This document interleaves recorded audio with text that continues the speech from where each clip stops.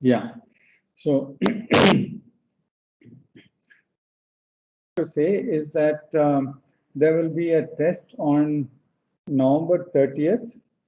That will also be an in-class test, and um, that will be an in-class test. Yeah. So we will worry about what would be covered in the test and so on. But right now, just keep this in mind. Today's class is about metal hydrides, and these are species which are, there are metal hydrides which are not organometallic, but today we will talk primarily about those complexes which are organometallic hydride complexes. And let me just show you the periodic table of hydrides. These are hydrides in the sense of A, H, N, where there is only hydrogen. And then you find that there are molecular hydrides for all the nonmetals. All the nonmetals have molecular hydrides. That's the yellow box elements. That means you have NH3, you have HBr, etc. So if you take this block of the periodic table, the block that is there, that is popularly known as the P block, then the P block has metal, I shouldn't say metal hydrides, but they are hydrides, right? And far there are no molecular hydrides for the zero group or the noble gas elements. If you take the extreme left of the periodic table, then of course hydrogen can come here also. So we will keep hydrogen here on the right side. The alkali and the alkaline earth metals form saline hydrides. That means they are hydrides which are readily decomposed as H minus. They are like salts. That's why they call saline, salt-like hydrides.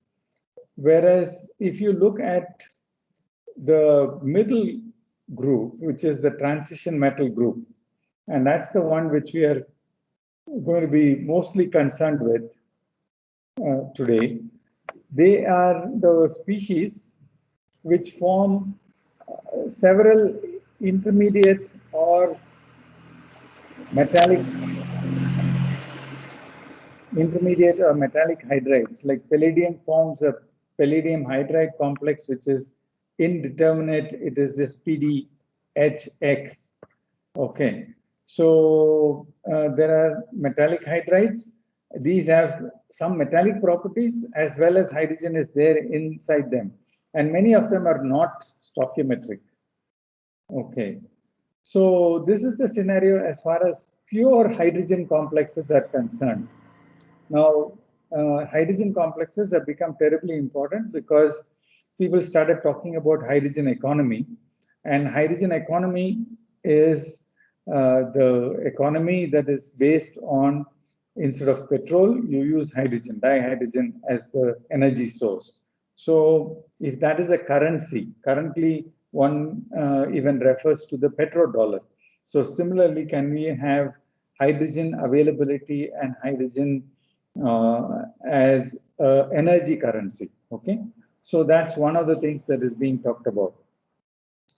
But more than this, metallic hydrides, these metal hydride complexes where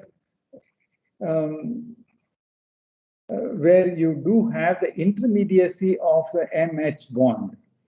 This is important in the industry for not just hydrogen economy, but also for a variety of catalytic purposes. So in many of these cases, the MH bond is involved.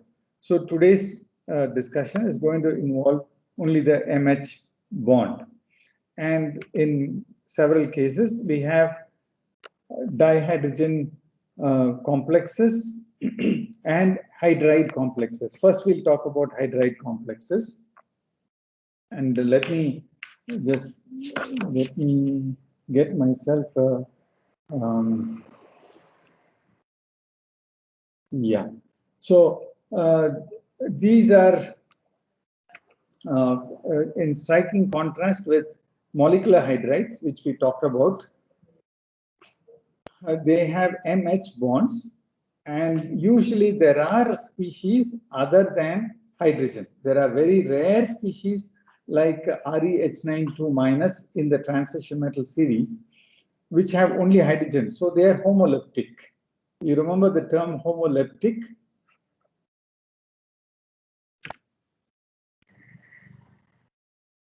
For some reason, the pen went off. So this complex has got only hydrogen as a ligand. Only one ligand, and that's hydrogen. And these are rare. These are rare, but generally you have MH, MH2, and other ligands. So first, let me tell you about the first ever synthesized transition metal hydride, or the one that was recognized as a transition metal hydride complex. And this is the complex that is formed when you treat iron pentacarbonyl with sodium hydroxide. This generates a hydride complex, which is a sodium salt of HFeCO4-. So this is sodium plus and HFeCO4-. Okay, so this is the salt that is formed. It turns out that in this scenario, FeCO5 can react with OH- and form, just like you have the FeC triple bond O, which is an equivalent of Fe double bond C double bond O, in which the OH- can attack this carbon. So if it does that, you will get this species, right? You will get the species where you have FeCO4, in which these lines represent carbonyl ligands. If I just draw a line, there is a carbonyl ligand. This is, one can think of this as the equivalent of, carbonyl can be thought of as an equivalent of hydrogen in organic chemistry. When you just draw a line, it means that there is a methyl group or there's a hydrogen there. So similarly, you can think of it as the methyl group of organic chemistry. Or the carbon monoxide is the methyl group of the organometallic chemistry, right? So you have FeCO4, COOH-.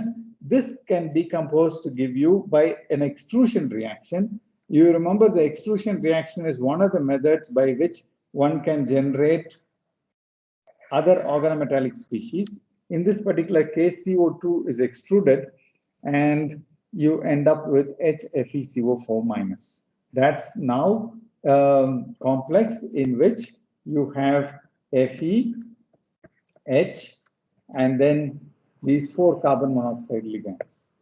So that's the structure of this complex, right? HFeCO4-. This is a negatively charged species. Now, how is this species stabilized, or why is it stable? It is stable because the ion can pump back the electron density back into the carbon monoxides, and so the ion itself does the negative charge all by itself. Neither does the hydrogen have to bear the negative charge by itself. So neither of these species bears the negative charge, and the negative charge is distributed all over the iron carbonyl hydride complex. So now this turns out to be a very good equivalent of the water gas shift reaction. If you remember, the water gas shift reaction converts carbon monoxide to carbon dioxide and generates hydrogen. So is there some way by which we can utilize this reaction? Is there some way by which we can utilize this reaction to generate dihydrogen? The answer is partly yes and partly no. It's a yes as far as the stoichiometric reaction goes, but it's a no as far as utility goes.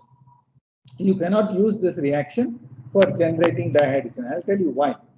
First of all, HFeCO4 minus, if you protonate it with a strong acid, if you add an acid, then it does form FeCO4 and liberates dihydrogen. Now, this is exactly the water gas shift reaction. We have taken FeCO5, added OH minus, generated a salt, which is a hydride, and then treated it with H plus and generated H2. So the components that we have added are H plus and OH minus, just water. But on the other hand, you realize that if you to carry out this reaction, you actually need both H plus and OH minus in fairly concentrated terms. So you cannot mix both of them in the same vessel. So that is the reason why it is not a practical way by which you can generate dihydrogen. But nevertheless, this gives you a way by which this water gas shift reactions could be catalyzed by transition metals. Okay, transition metals can catalyze this water gas shift reaction purely because you can have such a cycle in an inorganic acid-base kind of matrix. Okay, now let me now quickly go to transition metal hydrides. If you remember the previous example, we have HFeCO4 minus. And in this complex also, we refer to the hydrogen as a hydride. It's an iron hydride complex. Now, this terminology is a notional hydride which is present in the complex, is a terminology that is very common, and that is one which we would use consistently throughout the course. And that comes about because transition metal itself has got an electronegativity that is less than that of hydrogen. Okay, if you look at the electronegativity of hydrogen, in general, it is greater than that of, it is around 2.5 or 2.2. I don't remember the exact value, but this is definitely greater than the value of transition metals, which range from 1.8 to 2.0 or 2.2. So this is definitely greater, and so that is the reason why transition metals have got the terminology transition metal hydrides. Now, it turns out that when you attach a carbon monoxide to the transition metal, then you end up with a fragment like this, like the previous fragment that we wrote. Let's write it down again, FeCO4H, in which there is a minus charge. Now, what are you comparing? You're comparing this fragment's electronegativity, and this fragment's electronegativity. And if you look at this fragment is more electronegative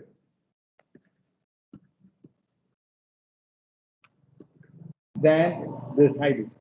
As a result, what happens is this complex, in fact, ionizes as FeCO4 2 minus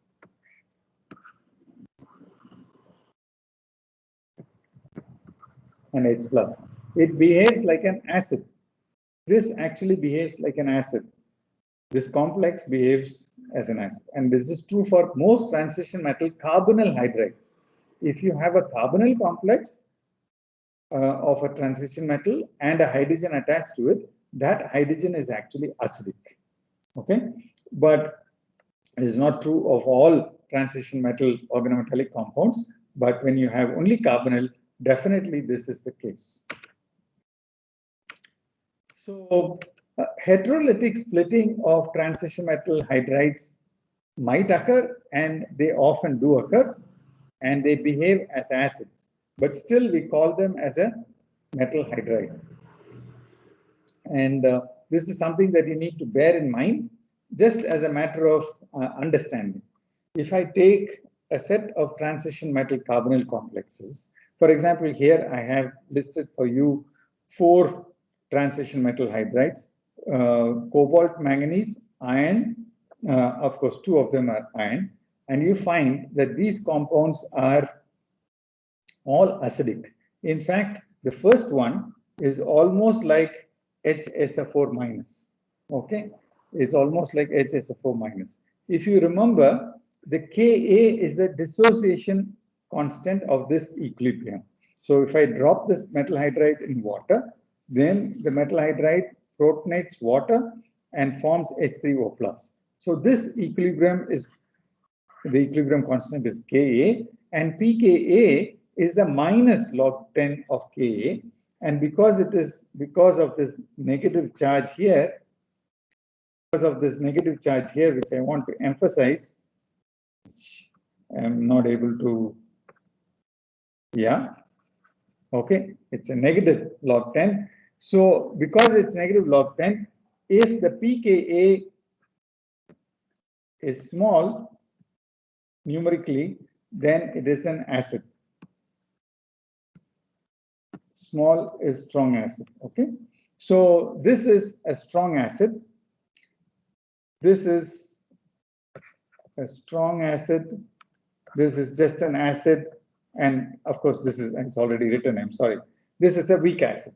And if you come to HFeCO4 minus, it's as good as the second ionization of oxalic acid. Okay, so the ionization of this HFeCO4 minus is just as good as any the sodium salt, monosodium salt of oxalic acid. Oxalic acid is a dibasic acid, so the monosodium salt is a weak acid, and HFeCO4 minus is like that. Now, this is completely consistent with the fact that carbon monoxide is able to bear the negative charge which is being dumped on the right side of this equation. On the left side, you have a neutral species. On the right side, you have an anionic species. And the extent to which the anion is stabilized, that is the extent to which you can have H3O plus. So the acidity of the species depends on the stabilization of the anion, and the stabilization of the anion is more when you have more number of carbon monoxides, and if you add a negative charge already, the second ionization becomes weaker. That should be obvious to you. If I add a ligand which is not as good a pi acceptor as PPH3, then it won't be able to stabilize the negative charge. So if that is the case, then it's going to be again weaker. So we are comparing these two systems now. We are comparing these two systems, and then we are saying that HCOCO4 is a much stronger acid than HCOCO3 PPH3. Why? CO is much better pi acceptor than PPH3, and so this compound is not going to stabilize the anion as much as HCOCO4. I hope you understand this principle. It's a fairly common interview question. If you are a regular PhD student, you probably have encountered this question. If you are an integrated PhD student, or if you are a bachelor student, you might encounter this question later on. So it is not surprising that to make a hydride complex, like what I have pictured for you on the screen right now, you can use an acid. So that's just the reverse reaction, right? So earlier we said that you can add an acid and protein, and you can add hydride to a water solution, aqueous solution, and then it will become an acid. Now here what we have done is we have added an acid to a metal compound. This metal compound is actually a charged species, so the plus that is there is a plus which is present on the whole of the cobalt. You can add HCl to it, and it forms a metal hydride complex. We call it a hydride, but it has been formed by protonation. So this is the very strange thing. If it can give up a proton, it can add a proton also. So this is the protonated version of this cobalt bis diphenyl phosphonol ethane complex. Okay, so that forms a cationic species, and that's a metal hydride complex. That's one way you can make a metal hydride complex. So I'm going to briefly review the ways by which the hydride complexes are formed. And here is another one. A sodium salt of rhenium pentacarbonyl forms HMnCO5. That's exactly like HMnCO5, right? Because it's in the same group. MnCO5 is also stable as MnCO5 minus, and it will get protonated to generate HMnCO5.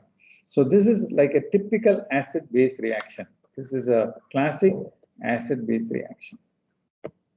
Okay, so now it should not surprise you that the previous example was an unusual, at least notionally unusual way of making a metal hydride. The simplest way to make a metal hydride would be to add dihydrogen itself. So there, dihydrogen is a reducing agent. H2 is a reducing agent. So synthesis with reduction can involve reduction of a sulfide, for example. Typically, oxides are more difficult to reduce compared to sulfides. So one uses a metal sulfide, and carbon monoxide is used as an additional ligand in this case, and you are able to generate HCOCO4. Not very surprising, this reaction is at a much lower temperature than, excuse me, if you want to reduce something else. But even this requires 200 degrees centigrade and 200 atmospheres of carbon monoxide. Okay, but directly dihydrogen can be used, and you can generate this cobalt hydride complex. This H2S will in fact can be removed as a gas, but then you need a high pressure of carbon monoxide. So that is a problem. So what people do is to use copper powder almost like a mop. What does copper powder do? It is thiophilic. Because it is thiophilic, it will pick up the H2S and form CuS. So this is a common trick one can use if you cannot remove the gas because you are using a high pressure of another gas, then you can use something that would remove the gas from the system by forming a compound. And in this case, copper turns out to be a very good way of removing. Reduction with oxide, like I said, requires higher temperatures and pressures. Usually one does not use it. Osmium tetroxide itself is a nasty compound because it's reasonably volatile. But you can generate the osmium compound, which is exactly like your FeCO4, H2FeCO4 system. Okay, so in this case, there is a complication. Osmium, if you remember, iron and osmium, all of them form multinuclear species. Okay, like Fe also forms Fe3CO12. Osmium also forms OS3CO12. And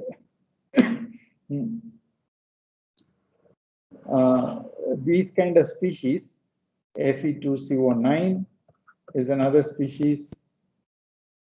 I do not know of OS2CO9 because OS3CO12 is probably thermodynamically more favorable.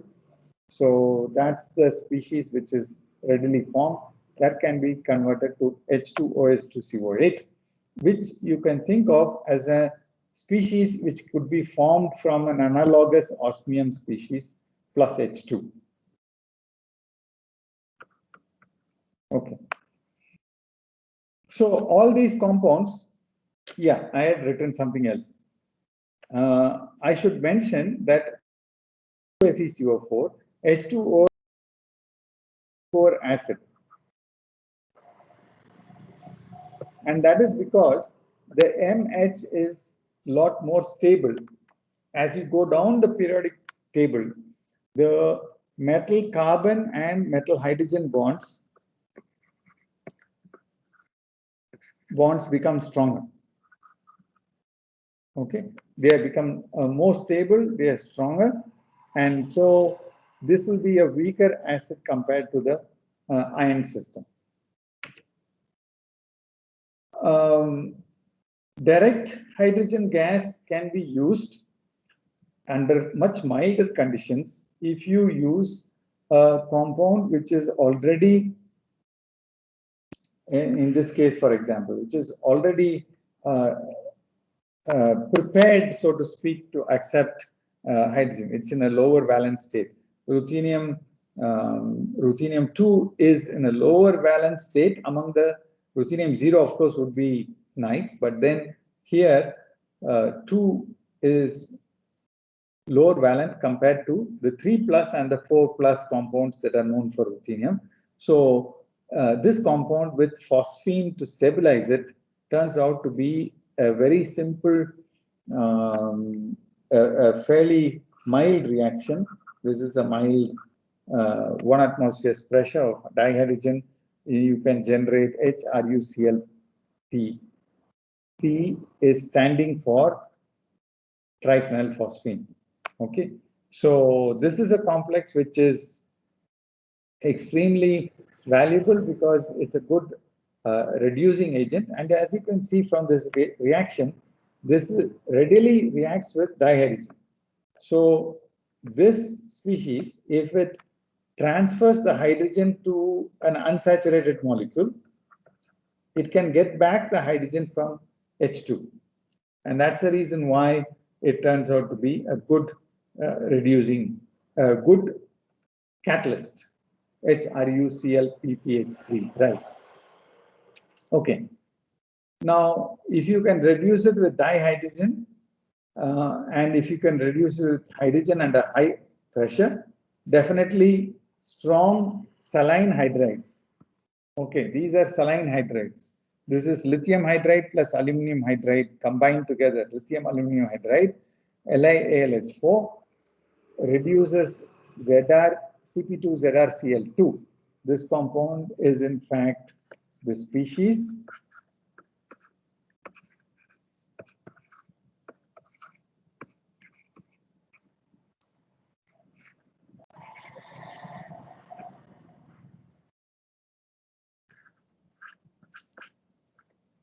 okay, so this is the species which you're talking about, and one of the chlorines gets converted into the hydrogen, and it is very nice that it can be done in a stepwise fashion. That's the advantage of this reaction. You add a stoichiometric amount of LaH and you can generate the stepwise zirconium hydride species. We will encounter this species again because it's again a useful reagent in organic chemistry. Now, dihydrogen, if you remember your metal carbonyl chemistry had several metal-metal bonds. These metal-metal bonds are weaker than metal carbonyl bonds. And so if I can take a dinuclear metal complex which has got a metal-metal bond, that metal-metal bond will break first. So simple addition of Mn2CO10 with H2 leads to HMnCO5. This is a species which we have already encountered, which I showed you in the previous slide. HMnCO5 is formed by a simple breakage of MM bond from with dihydrogen. Now, you can do this for several, you can have several examples. Here I have for you another example, which is a rhodium-rhodium bond, which is broken. In this case, it requires slightly higher pressure of dihydrogen compared to the previous reaction. Breaking this requires higher pressure of dihydrogen. these reactions are actually reversible. You can in fact reverse if the pressure was lower, then the reaction would come back here, right? So that is the reason why you need to use plus H2 in this case. That's the reason why you need to push it using a high pressure of dielectrics. Now, these are some ways by which we can generate metal hydride complexes. We have talked about reduction of N plus, either as an oxide or a sulfide, Just one, excuse me for a minute. Yeah, I'm in a class. Okay. So you can reduce an oxide or a sulfide. You can reduce NClX H2. That's the most common method of doing it. You can reduce it using H minus, a metal salt. H minus can be used. In addition, you can take a reduced compound and add H plus. Okay, so that is yet another way of doing this whole chemistry. You can add H plus, or you can add H minus, you can add H2. Doesn't look like a whole bunch of variety, but those are the different methods by which you can generate them. Of course, there is transmetallation, and transmetallation is really an example. An example of transmetallation is what we saw in the previous slide when we used LaH. We are transmetallating from an aluminum hydride, we are transferring it to a transition metal hydride. So that's transmetallation. So you can see that general principles of synthesizing organometallic compounds are easily classified into this various classes of reactions that I just told you. Substitution, that's H minus for Cl minus, that's a substitution reaction. Direct addition, that's addition of H2, and that's like a that's also could be a substitution reaction. I'm going to come to that in a few minutes. You can add H plus, a proton, and that's probably one thing that is unique for making a metal hydride. And of course, you can do transmetallation reactions. Now, let me shortly describe to you how one characterizes these metal hydride compounds. It's very easy to it's very easy to miss metal hydrides. One can have metal hydrides in solution and not realize that one is having metal hydrides, except from reactivity. But infrared spectroscopy is one tool that can be used, and that is because the MH stretching frequency is in fact very high. It's a single bond, but still the stretching frequency falls in the range of 2000 centimeter minus 1. And that's because of the light weight of hydrogen.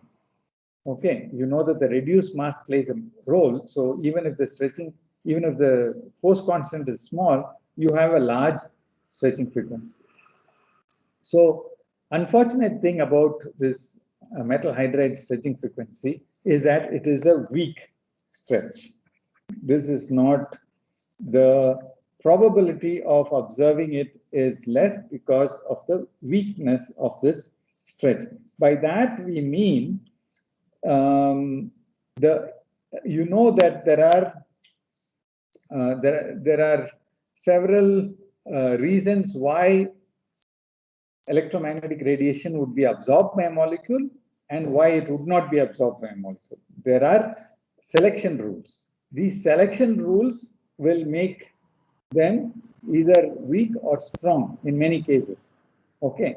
Now, in this particular case, the MH stretch has got a very low cross section of absorption, and so this 220 centimeter minus 1 to 1900 centimeter minus 1 can be easily missed, especially if you have another carbonyl compound. Okay, so these are carbonyl compounds which have very strong CO vibrations, and in the same region you are getting a very weak vibration, and so you can miss it. That is the reason why I said it can be missed. One way by which chemists confirm that there is a MH bond. For example, you let's say that you have a compound in which there's a cobalt, carbon monoxide, and the possibility of a hydride. Then how do you confirm it? The way you confirm it is by converting the MH to an MD. Okay, so you redo the reaction with deuterium in the reaction medium.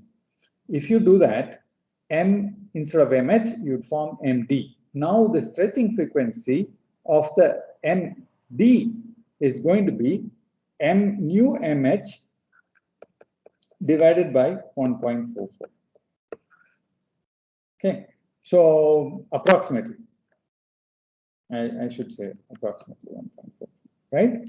So this is something that is very useful, because labeling experiments are not very difficult to do when it comes to hydrogen. Deuterium is reasonably easily available, so one can do deuterium labeling experiments and figure out where the stretching frequency has moved.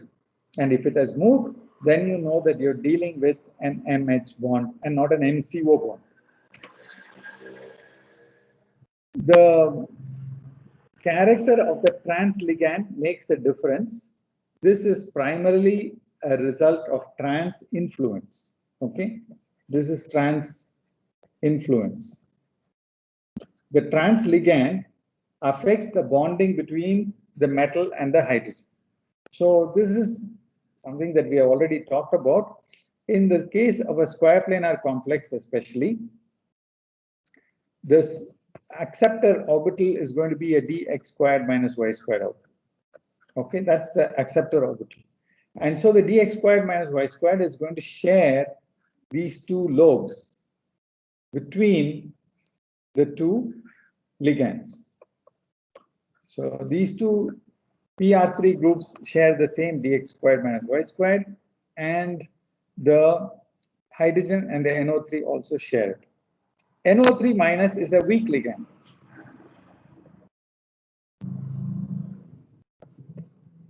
It's a weak donor. Whereas if I pit it, that means if I challenge it with a cyanide ligand, the cyanide has the same type of a bonding situation here. The cyanide has got a very strong bond. And you already know why. You have both sigma and pi bonding, and so the sigma bond, the sigma interaction is going to be greater because the pi interaction has pulled the ligand closer to the metal. So the metal is now strongly bound to the cyanide, and the trans interaction becomes weaker. So what happens is this PTH bond, PTH stretching frequency and this PTH stretching frequency are almost 200 centimeter minus 1 away from each other. Here the PTH bond is strong.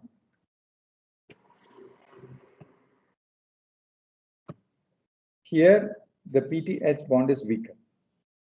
Okay, so this is something that leads to large variations in the stretching frequencies of metal hydrogen bonds, and also subsequently this affects the chemistry of the species. So we will look at some of these things as we go along. I just want to briefly mention two complications. Infrared spectroscopy is one of the most useful ones. NMR spectra should be extremely useful. one would expect NMR spectroscopy to be the most useful one.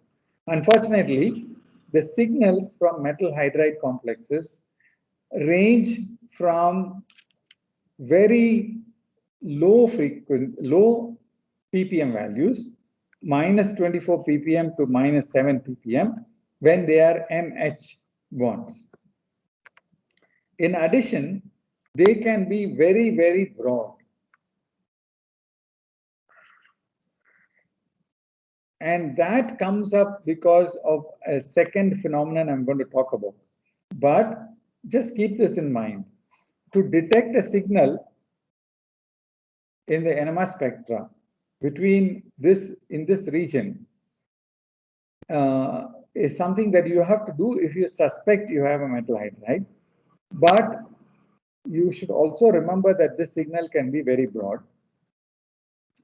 And the last complication is that this minus 7 to minus 24 ppm is generally true, but it depends on the value of N, the electron count. It could also depend on d separation, the d orbital separation. I told you, I hinted to this d separation as affecting NMR spectra because there is something called a temperature-independent paramagnetism. This is not due to unpaired electrons, but due to low-lying electronic states. So there is a temperature-independent paramagnetism which can come into play, and so it can affect the chemical shifts of transition metal complexes, and especially when the hydrogen is very close to the metal. Hydrogen is very close to the metal, then this effect is large. In general, if hydrogen is shielded, that means it has got a bunch of electron density around it, then the magnetic field, effect of the magnetic field is felt less. If it is felt less, then you have to apply a greater field in order for the hydrogen to resonate. So that's why you have a high field signal. That high field signal again has got a low delta value. Okay, so these are ups and downs.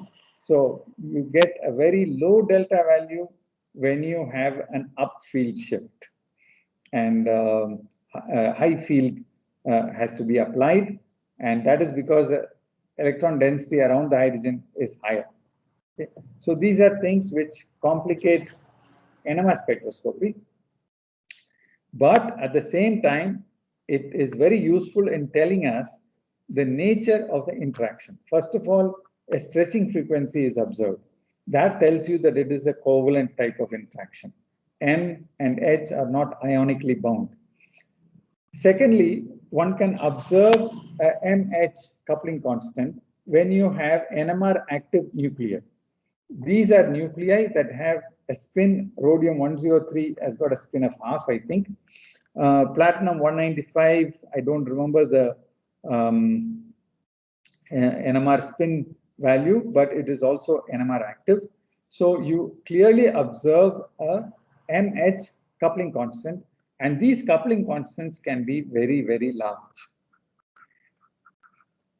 Again, you encounter coupling constants of about 30 hertz in organic chemistry. In inorganic chemistry, the range of chemical shifts is also very large. It can be in thousands of ppm. In addition to that, coupling constants are also large, very thousands of hertz. Okay, so these are the complications that you observe when you come to NMR of metal hydrides. But this is very useful because it tells us that there is covalent bonding between the metal and the hydrogen.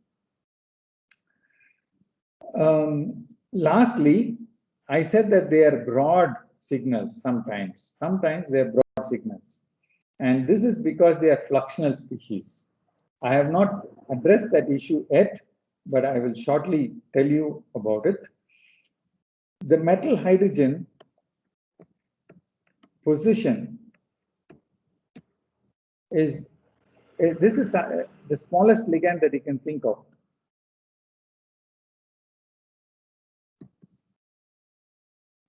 The smallest ligand that you can think of. And so it has the advantage of moving from one position to another. In addition, it can do, instead of simple dissociation and association processes, it can do tunneling also. So quantum mechanical tunneling is also possible. Now I come to X-ray. X-ray is another problem because X-ray usually is talking about detection of electron density. The X-rays are deflected by the electrons that are present in the system. So when I have a proton like HFeCO4, the hydrogen around the electron density around the hydrogen is going to be very small. Okay, so that's true even with CH. The position of the hydrogen is located with lesser degree of certainty than the position of carbon. Carbon position is very certain. The hydrogen position is not 100, I shouldn't say in percentage, but it's not determined with equal precision. The reason is the density of electrons around the atom is very, so it doesn't deflect the X-rays significantly. Secondly, when I have a region of very large electron density, so when I have a region of very large electron density,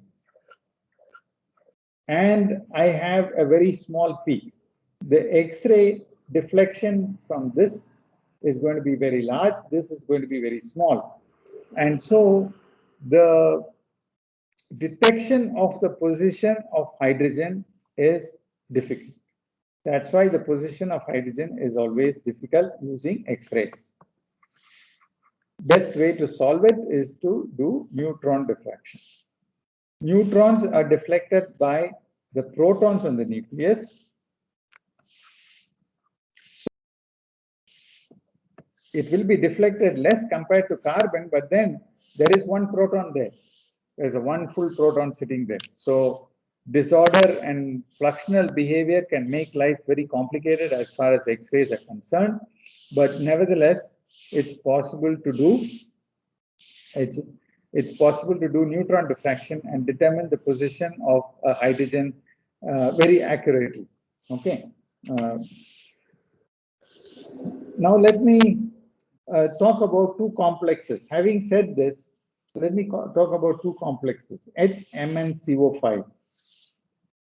HMnCO5, this compound has got a proton sitting next to a manganese. Okay, and where is it? It's right here.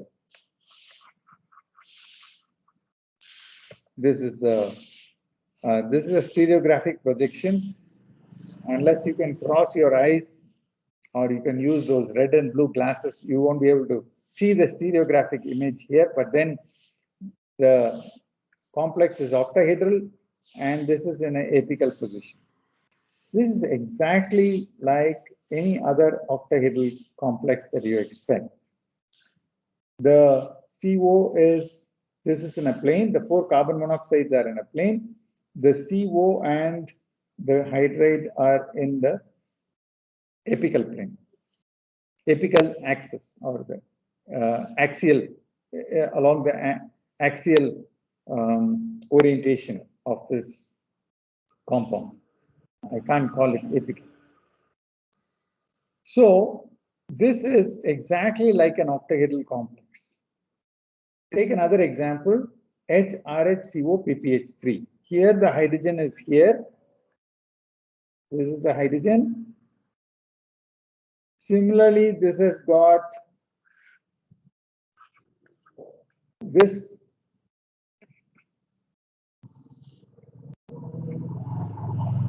This is this complex with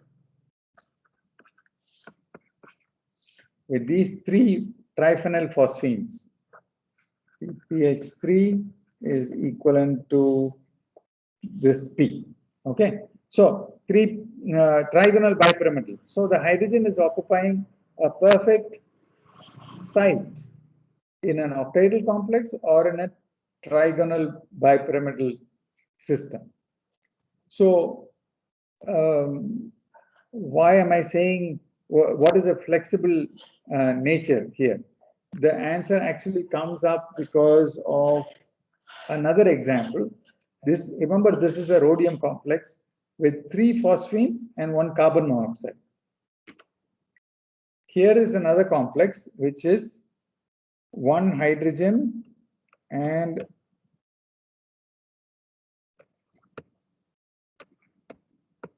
4 triphenyl phosphines. And what is the structure? You expect the structure to be this. You expect the structure to be this, trigonal bipyramid. What you observe is a perfect tetrahedron of phosphines around the rhodium. And the hydrogen, which for convenience I will mark it now with a proton, it goes from one face to the other face of this tetrahedron. So let me stop here, and I hope you have realized that as far as stereochemistry goes, hydrogen can be flexible depending on the demands that are present in the metal. Around the metal, there are 4 triphenyl phosphines, and so it becomes a flexible ligand. In terms of steric accommodation, it is very accommodative. It adjusts according to the need of the hour. So in the rhodium complex, it has moved from occupying a single site to a system where it can move from one position to the other. So let me stop here, and I will talk about the dihydrogen complexes in the next class. So are there any questions?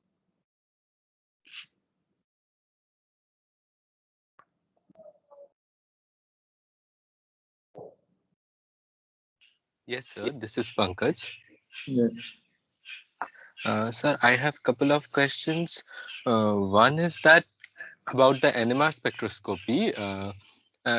Why the shifts are so low when we expect hydrogen to be electron deficient, with the metal being metal ligand system being more electronegative than hydrogen?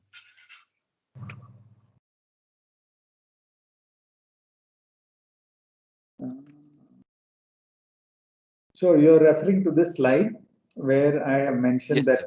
many times the metal hydride is this. So there are multiple factors. So in the spectrometer frequency or the field that is applied to the hydrogen is going to be a combination of the little bit of electron density around the proton and the huge amount of electron density that is present around the metal. So the average field that is felt by the proton is a result of the shielding that is happening due to the red part and the green part. Okay. So that is the reason why you have this effect. So like I said, the situation is extremely complex because you do have, if you've done a course on magnetic spectroscopy, you realize that there are multiple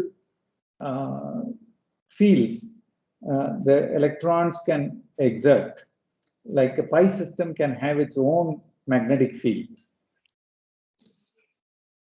So Yes, sir. yeah, so Okay. all those complications are there. So another question about the oxidative cleavage of metal-metal bonds at high pressures. Mm, You said But it is. before you go further, I won't call it quite an oxidative cleavage.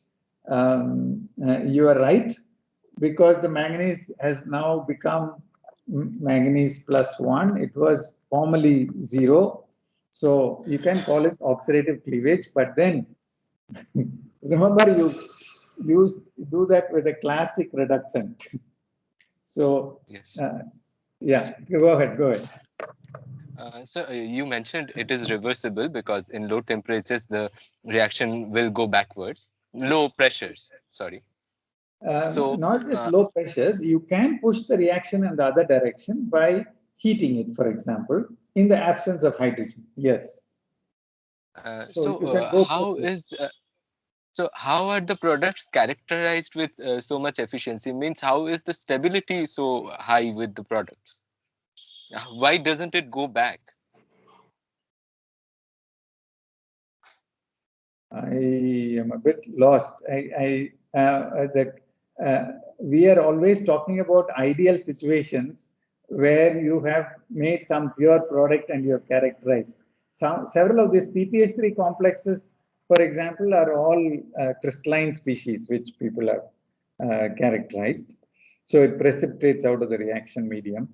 The rhodium complex that is there on the slide right now is well characterized. HMnCO5 has got very characteristic stretching frequencies, and it's been characterized in that sense. That may not, it has got a crystal structure, but probably at low temperatures. So these are things which are, once you characterize a compound by crystallography, the next time you can use the NMR signal as a way of characterizing it. So you don't have to characterize it every time perfectly using the best tool. Yes. Another thing I was confused about in the last example where you mentioned the fluctuality of hydrogen, that Yes. 4 ppH3 complex. No, the next one. Yes. There the expected structure, the hydrogen, why is it in equatorial position, not in the axial position? Because then the ppH3 would have been more stable, uh, stable in having a trans hydrogen than a trans ppH3. I have not worked it out, but you can try it. I don't think these are, what shall I say? Yeah, there are 180 degrees and 120-degree separations and 90-degree separations, right? So would it be better if it is there in the, I think this is the better way of doing it. By Hydrogen. bonding situation, the hydrogen wants to be in axial, but if static situations are thought, this is the better structure. So the argument that I had was very simple. I said that you expect hydrogen to occupy one position. If you heard only about the two examples that I gave you, you would think that hydrogen will occupy one position in a polyhedral structure, right? Yes, sir. Framework that we normally write: octahedron, tetrahedron, square pyramidal, trigonal bipyramidal. These are perfect polygons. And you expect hydrogen to occupy one site in that polygon, but it's not doing. That was my point. Okay, sir. Thank you. Okay. Hello, sir. Yes. Sir, why MH or MC bonds become stronger as you go down the group? I don't know whether I addressed this, but I think this is related to the way in which the orbitals are used. In the case of in the case of transition metal carbon bonds, transition metal hydrogen bonds, you have D lower than S. Whereas in the case of main group elements, you end up with S and P. And when you go down the group, there you have weaker bonds because you start mixing it with D, which are higher energy orbitals. Now you start with D and S, and so the bonds become stronger as you go down the group. You do not have to mix it with higher energy orbitals. So the strength of the bond is partly related to the better overlap as you go down the group. And in addition, it is also partly due to the lanthanide contraction, which makes the 5D similar to 4D. So 4D and 5D are better than 3D. And originally it was thought that D orbitals are more diffused, and so you will have poorer interaction. But it is also true that the larger size makes for better overlap even at a longer distance. And so there are several of these factors operating in conjunction.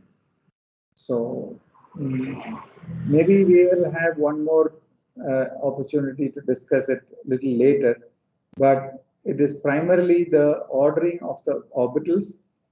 There is another effect, the lone,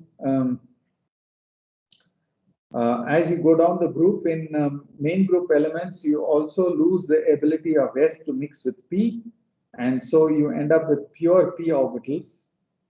And as a result, that also reduces the strength, the inert pair effect. So compared to main group, where the bond strength decreases, in transition metals, the bond strength increases. It's 4D and 5D are often comparable, but 3D to 4D, it's a big jump, and it is because of the overlap and the mixing of orbitals. Okay, sir. Thank you. Okay, I'm going to stop the recording now. I will